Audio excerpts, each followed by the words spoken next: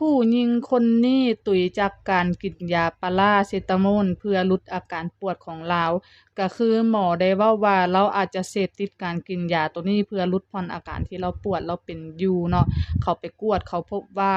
ไขหลังแล้วก็ตับเราน่ะทำงานผิดปกติมันล้มเหลวแล้วก็เฮ็ดให้เราตุย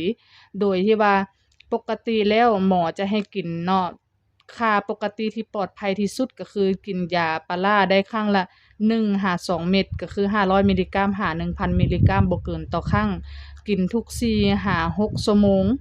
แล้วมื้อหนึ่งห้ามกินเกิน8เม็ดถ้ากินเกินขนาดแบบกินเกินขนาดหรือว่ากินเกิน8เม็ดนั้นแล้วก็เป็นเวลาดนนานก็คือ1เดือน3เดือนขึ้นไปหา1ปีหยังนะมัน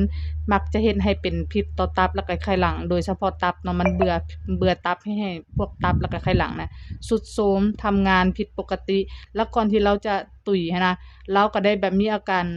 ตับไขหลังบ่เฮ็ดเวียกเฮ็ดงานบ่ทำงานหั้นนะแล้วก็มีไข้มีแบบบ่รู้สึกตัวบ่รู้หยังแล้วเราก็เสียชีวิตไปอันนี้แม่นอาการของเราที่ว่าเขาเจ้าแจ้งมาที่เราเป็นเพราะฉะนั้นผู้ใดมีอาการปวดเนาะกินได้แต่อย่ากินเกิน8เม็ดต่อมื้อหรือว่าให้กินครั้งละ5 1,000 มิลลิกรัม1 หา 2 เม็ดเท่านั้นทุก4 5 6 ชั่วโมง